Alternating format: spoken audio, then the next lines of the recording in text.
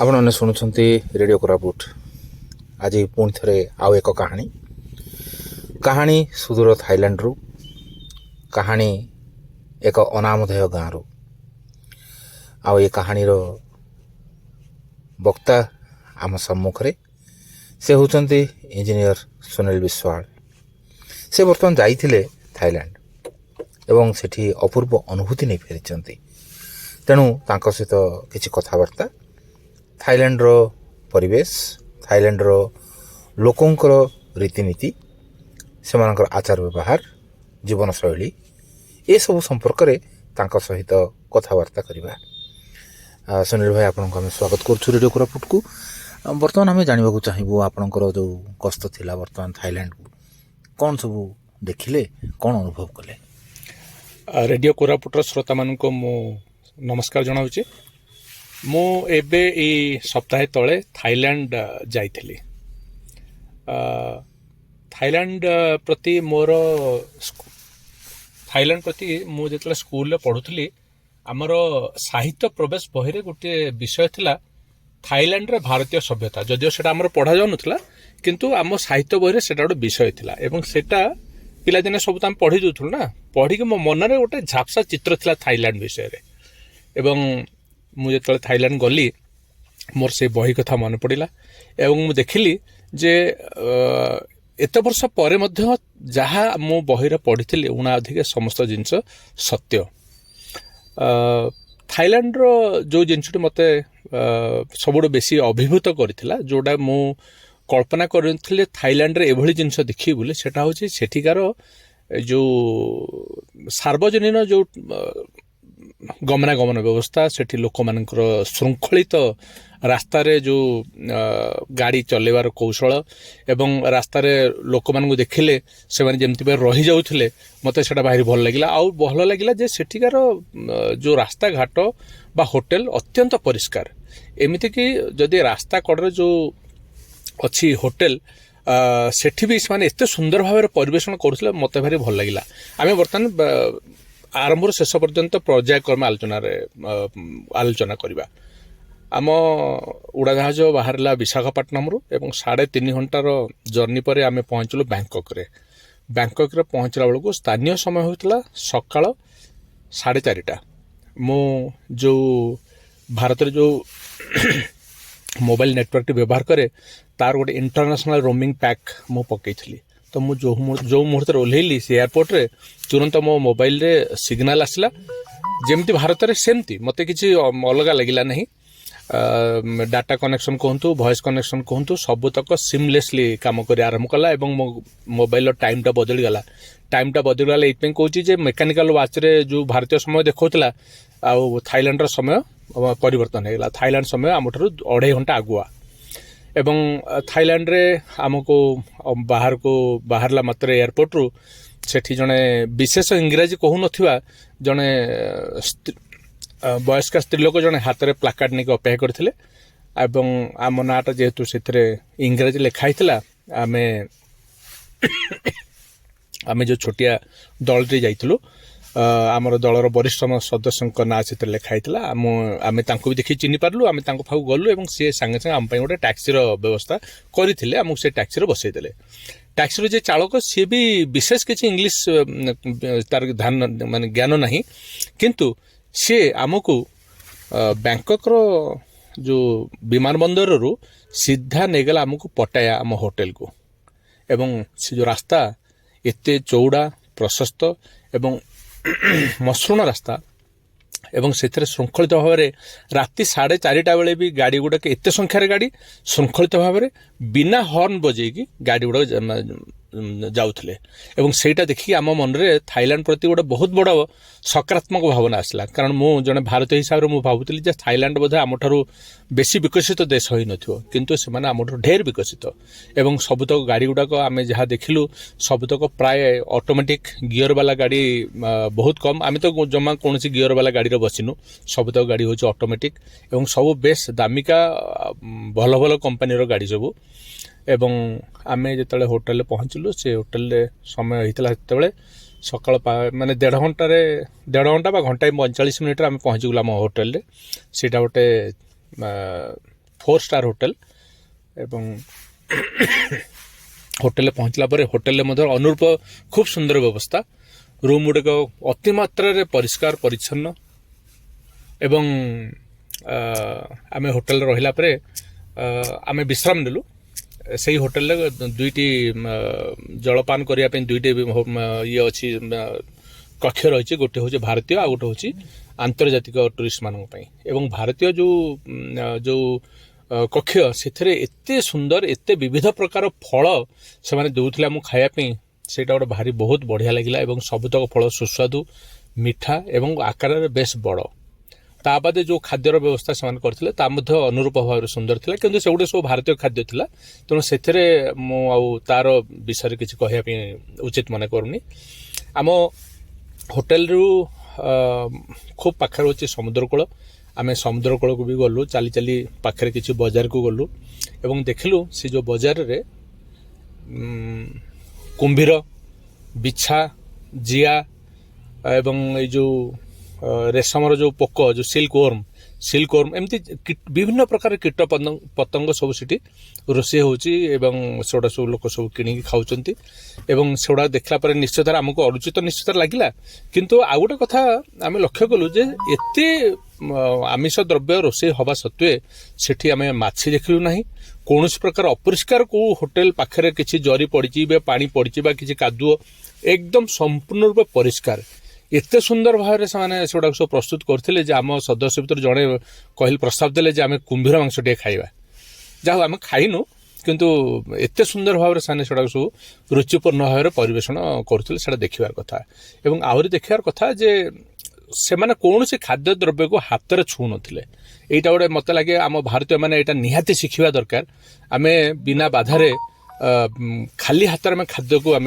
छू मोर व्यक्तिगत भाव मत हूँ जे मनीषर हाथ सबू जिनस को दूषित करे कारण आम हाथ हूँ बैक्टेरिया घर एवं से आंब काटिक दिंतु पैड काटिक दिंतु कौन सी जिनस को हाथ में छू नथिले श्रृंखलित भाव में सुंदर भाव में गोटे पैकेज भितर पूरिकी गराख मान परस्तुन मत भारी भल लगे मत माने थाईलैंड प्लस ये जो परिष्कार परिच्छन्नता एवं से देखिलु जे टैक्सी जो मैंने चलाऊँ आम तो टैक्सी बोलूँ जो मैंने टैक्सी चलाऊँ से जमा व्यस्त हो हॉर्न थरे भी आम शुणिनु आ गोटे बड़ कथा हूँ जे आम से रही 7 दिन भितर थरे आम जड़े पुलिस को आम देखी पुलिस भी सीटी देखा जाऊना मुझे आम देश सांगे तुलना कर देखिली जे आपन जो जातु आगे ओल्लो ओल्लो देखिए पुलिस लोक मान नियंत्रण करने चेष्टा करुच्ची आ लोक मैंने नियंत्रण को भांगिकी विशृंखलित होगापी चेष्टा कर अथच थाईलैंड आम गोटे सान देश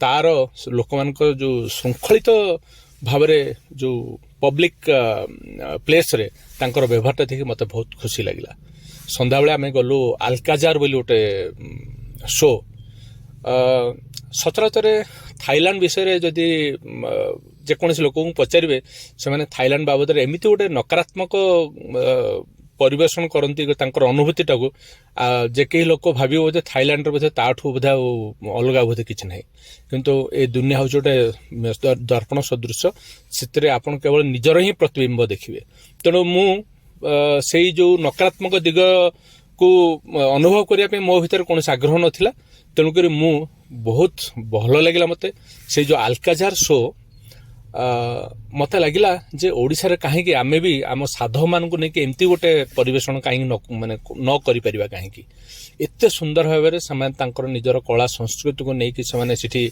मंच रे अभिनय करुले एवं सेटा एते मात्रा रे प्रजुक्ति विद्या से प्रयोग होता जे देखा लोक जे कई लोक निश्चित भाव अभिभूत हो एवं तापर पर मुझे सबतक दिन कथा कहि बहुत लंबा हो दिन आम गलु गोटे द्वीप को से द्वीप हूँ कोराल आइलैंड से आम पानी रू पाखापाखि 30 फुट तल बा 30 बा 50 फुट तल पर्यंत आम जाई गोटे ऑक्सीजन भर्ती होता गोटे काचर गोटे ग्लोब माने मुंड उपर गोटे घोड़नी एवं ता भितर मुंडटी गली समुद्र तले चली चली गोटे छोट अंचल को आम बुलिलु जो थी कि कोराल देखिबार व्यवस्था करा जायथिला एवं तापरे पुणी आउथरे आम पानी ऊपर को आसिक आम जहाज रे से जो काच घोड़नी काढ़ी आम पुणी आउथरे आसिलु एवं से जो कोराल आइलैंड रो बालीटा धला एवं पानीटा संपूर्ण रूपे ब्लू ଆଉ ବହୁତ ସଫା।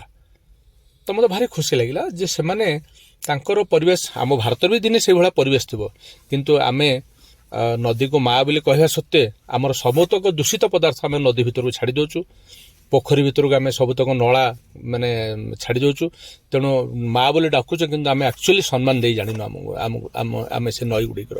ଏବଂ ସେଠି ମୁଁ ଦେଖିଲି ଯେତେ ନଈ ଅଛି ସହର ଭିତରେ, ଯେତେବେଳେ ଆମେ ପାସ୍ କରୁଥାଉ, ଯେତେ ସବୁ ନାଳ କୁହନ୍ତୁ ନଈ କୁହନ୍ତୁ, ସବୁଠି ପାଣି ସ୍ରୋତ ମାନେ ସ୍ରୋତସ୍ୱିନୀ, ମାନେ ପାଣି ସୁଅ ଚାଲିଛି ଏବଂ ସେ ପାଣି ଗୁଡ଼ାକ ହେଉଛି କ୍ଲିଅର ୱାଟର।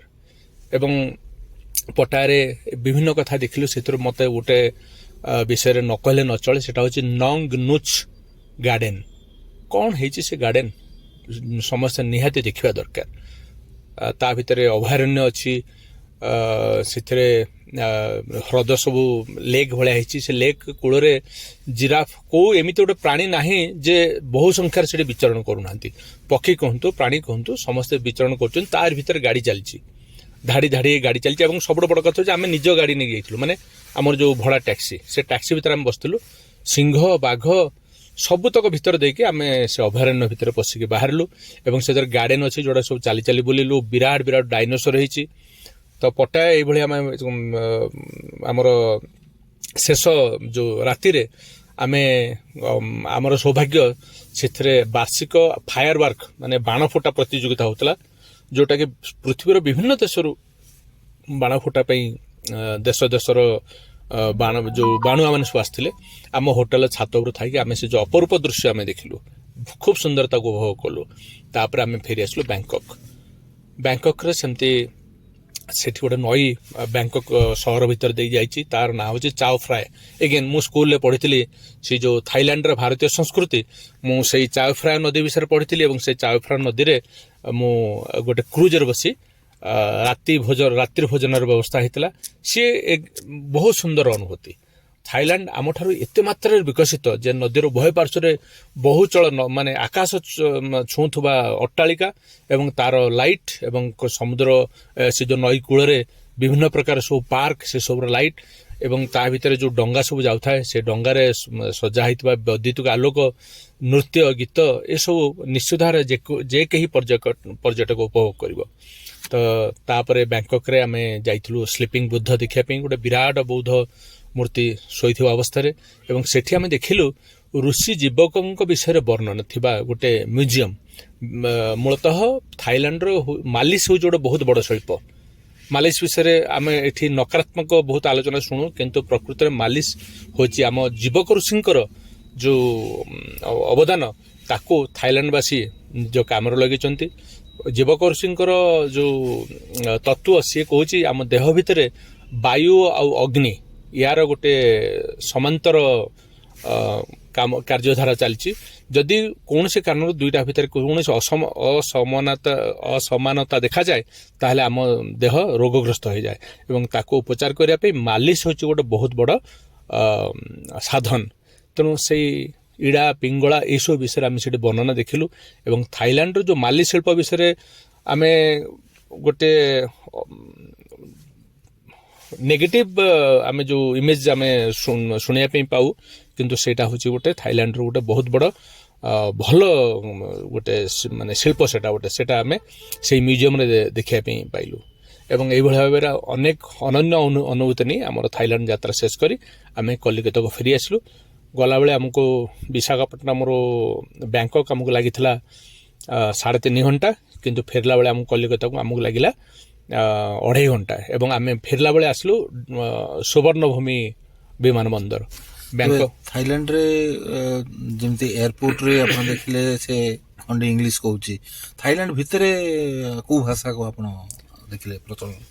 ଥାଇଲାଣ୍ଡ ଭିତରେ ମୋର ଅନୁଭୂତି ହେଲା ଯେ ଥାଇଲାଣ୍ଡରେ ଯେଉଁ ପର୍ଯ୍ୟଟନ ଶିଳ୍ପରେ ନିୟୋଜିତ ସମସ୍ତ ଯେଉଁ ଥାଇବାସୀ, ସେମାନେ କେହି ସମ୍ପୂର୍ଣ୍ଣ ରୂପେ ଇଂଲିଶରେ କଥାବାର୍ତ୍ତା ହେବା ପାଇଁ ସକ୍ଷମ ନୁହନ୍ତି। ନିହାତି ଯେତିକି ଶବ୍ଦ ନ କହିଲେ ନ ଚଳେ, ସେମାନେ ସେତିକି ଜାଣିଛନ୍ତି। କିନ୍ତୁ ସେମାନେ ଏତେ ସୁନ୍ଦର ଭାବରେ ସେଗୁଡ଼ା ସବୁ ପରିଚାଳନା କରୁଛନ୍ତି। ଗୋଟେ ଛୋଟ ଉଦାହରଣ ଦେବି। ଆମେ ଗୋଟେ ସ୍ପିଡ୍ ବୋଟ୍ରେ ଗଲୁ, ପାଖାପାଖି 40 ଜଣ ପର୍ଯ୍ୟଟକ ଯାଇକି ପହଞ୍ଚିଲୁ ସମୁଦ୍ର ମଝିରେ ନଙ୍ଗର ପକାଇଥିବା ଗୋଟେ ବଡ଼ ଭେଳା ଉପରେ। ସେ ଭେଳା ଉପରେ ମାନେ ପ୍ରତି 5 ମିନିଟ୍ରେ 2 ମିନିଟ୍ରେ ଗୋଟେ ଗୋଟେ ସ୍ପିଡ୍ ବୋଟ୍ ପହଞ୍ଚୁଥାଏ, ଲୋକ ଓହ୍ଲୁଥାନ୍ତି। ସେ ଲୋକମାନଙ୍କ ଭିତରେ ଭାରତ, ଚାଇନା, ଭିଏତନାମ, ରଷିଆ ଏମିତି ଦେଶ ନଥାଏ ଯେ ଯୋଉଠୁ ପର୍ଯ୍ୟଟକ ମାନେ ଆସୁନଥାନ୍ତି। ସେ ପର୍ଯ୍ୟଟକ ମାନଙ୍କୁ ନେଇ 50 ଫୁଟ ପାଣି ତଳକୁ ନେଇ ସେମାନଙ୍କୁ ଚଲେଇ ଚଲେଇ ପୁଣି ଉପରକୁ ଆଣିକି ଫେରିକି ଆମେ ଯେତେବେଳେ କୂଳରେ ପହଞ୍ଚିଲୁ, ଆମର ପ୍ରିଣ୍ଟ ହେଇଥିବା ଫଟୋ ସମୁଦ୍ର ବେଳାଭୂମିରେ ସେ ଯୋଉ ଗାଇଡ୍ ମାନେ ବିକ୍ରି କରୁଥାନ୍ତି। ମାନେ ଭାବନ୍ତୁ, ସେମାନେ ଏତେ ଏଫିସିଏଣ୍ଟଲି ସେଟାକୁ ପରିଚାଳନା କରୁଥାନ୍ତି ଯେ କୌଣସି ମୁହୂର୍ତ୍ତରେ ଆମକୁ ଲାଗିଲା ନାହିଁ ଯେ ଆମକୁ କେହି ମାନେ ରାସ୍ତା କଢ଼ିବା ପାଇଁ କେହି ନାହିଁ, ବା ଆମର କୌଣସି ଅସୁବିଧା ହେଲେ ଆମର ଯତ୍ନ ନେବା ପାଇଁ କେହି ନାହାନ୍ତି, ଅଥଚ ସେମାନେ କେହି ଇଂଲିଶ କହୁନଥାନ୍ତି। ଏସବୁ ଏମିତି ଭାବରେ ସେମାନେ ସବୁ ବ୍ୟବସ୍ଥା କରିଛନ୍ତି। ମତେ ଲାଗୁଛି ଯେ କୋରାପୁଟରେ ଯଦି ଆଗକୁ ଆମେ ଟୁରିଜିମଟାକୁ ଗୋଟେ ଶିଳ୍ପ ଭାବରେ ନେବା, ଆମକୁ ଏଇଭଳି କୌଶଳ ଆମକୁ ଆପଣେଇବା ପାଇଁ ପଡ଼ିବ। ଧନ୍ୟବାଦ ସୁନୀଲ ଭାଇ, ଆପଣଙ୍କ ସହିତ এই ବିସ୍ତୃତ କଥା ଆମେ ଶୁଣିବାକୁ ପାଇଲୁ ଥାଇଲାଣ୍ଡ ବିଷୟରେ ଏବଂ ବ୍ୟାଙ୍କକ୍ ବିଷୟରେ ଏବଂ ସେଠିକାର ଜୀବନଶୈଳୀ ବିଷୟରେ। ସବୁଠାରୁ ବଡ଼ କଥାଟି ହେଲା ଯେ ଅନେକ ଭାରତରେ ଅନେକଙ୍କର ଗୋଟେ ମତ ଥାଏ ଯେ ଯଦି ଆମେ ଆନ୍ତର୍ଜାତୀୟ ସ୍ତରର କୌଣସି କାର୍ଯ୍ୟ କରିବାକୁ ଯାଉଛେ ତେବେ ଇଂରାଜୀ ଛାଡ଼ିଦେଲେ ଆମେ ଅସୁବିଧାରେ ପଡ଼ିଯିବା ବୋଲି। କିନ୍ତୁ ଆମେ ଦେଖିଲେ ଯେ ଥାଇଲାଣ୍ଡରେ କିପରି ଭାବରେ ଖଣ୍ଡି ଇଂରାଜୀରେ ମଧ୍ୟ ସେମାନେ ଆନ୍ତର୍ଜାତୀୟ ସ୍ତରର ପର୍ଯ୍ୟଟନକୁ ସେମାନେ ସମ୍ଭାଳି ନେଇଛନ୍ତି। ତେଣୁ ଇଂରାଜୀ ନ ଶିଖିଲେ ଯେ ଆମ ଅଞ୍ଚଳ ବିକଶିତ ହେବ ନାହିଁ, ସେ ଯେଉଁ ମାନସିକତା, ରୁଗ୍ଣ ମାନସିକତା ଧରି ଲୋକ ବଞ୍ଚିଛନ୍ତି, ସେହି ରୁଗ୍ଣ ମାନସିକତାରୁ ବାହାରିବେ ଏବଂ ବାସ୍ତବରେ ମାନବିକତା ଏବଂ ଯେଉଁ ମାନବିକ ଜୀବନ ଏବଂ ସର୍ଭିସ ଓରିଏଣ୍ଟେଡ୍ ଗୋଟେ ଲାଇଫ୍, ଯେଉଁ ଆମର ସେବା ମନୋବୃତ୍ତି ଥାଇ ନିଜର ମାଟିକୁ ଭଲ ପାଉଥିବା, ନିଜର ଭାଷାକୁ ଭଲ ପାଉଥିବା, ନିଜର ସଂସ୍କୃତିକୁ ଭଲ ପାଉଥିବା, ଭିତରର ଯେଉଁ ଅନ୍ତରର କଥାଟି ସେଟା ବାହାରକୁ ବାହାରୁ ଏବଂ ବାସ୍ତବରେ କୋରାପୁଟ ଏବଂ କୋରାପୁଟ ସଂଲଗ୍ନ ଅନେକ ଅଞ୍ଚଳ ବିକଶିତ ହେଉ ପର୍ଯ୍ୟଟନ କ୍ଷେତ୍ରରେ ଏବଂ ତାରି ପାଇଁ ସମସ୍ତେ ଏକାକାର ହୋଇଯିବା, ସେଥିରେ କୌଣସି ସନ୍ଦେହ ନାହିଁ। ତେବେ ପୁଣି ଥରେ ଆମେ ସୁନୀଲ ଭାଇଙ୍କୁ ଅଭିନନ୍ଦନ ଜଣାଉଛୁ। ସେ ବର୍ତ୍ତମାନ ଆଉ 2 ଦିନ ଗଲେ ଆଉ ଗୋଟେ ଜାଗାକୁ ଯିବାକୁ ବାହାରିଛନ୍ତି, ତାପରେ ଫେରି ଆଉ ଥରେ ଆଉ ଗୋଟେ ଜାଗାକୁ ଯିବେ। ତେଣୁ ସେ ବର୍ତ୍ତମାନ ପର୍ଯ୍ୟଟକ ହେଇଯାଇଛନ୍ତି। ତାଙ୍କର ପର୍ଯ୍ୟଟନ ଏମିତି ଲାଗି ରହୁ ଏବଂ ପ୍ରତ୍ୟେକ ପର୍ଯ୍ୟଟନ ପରେ ରେଡ଼ିଓ କୋରାପୁଟ ନିଶ୍ଚିତ ଭାବରେ ତାଙ୍କ ସହିତ କଥାବାର୍ତ୍ତା କରିବ, ସେ ଅଞ୍ଚଳର କଥା ପୁଣି ଥରେ ଆପଣଙ୍କ ପାଖରେ ପହଞ୍ଚାଇବାକୁ ଚେଷ୍ଟା କରିବ। ବହୁତ ଧନ୍ୟବାଦ। ତେବେ ଏ ଥିଲା କାହାଣୀ ଥାଇଲାଣ୍ଡର, ଏ ଥିଲା କାହାଣୀ ବ୍ୟାଙ୍କକ୍ର, ଏ ଥିଲା କାହାଣୀ ସୁନୀଲ ଭାଇଙ୍କର। ପୁଣି ଥରେ ଆଉ ଏକ କାହାଣୀ ପର୍ଯ୍ୟନ୍ତ ଅପେକ୍ଷା କରିବାକୁ ରହିବା। ତେବେ ନମସ୍କାର। ଆପଣମାନେ ଶୁଣୁଛନ୍ତି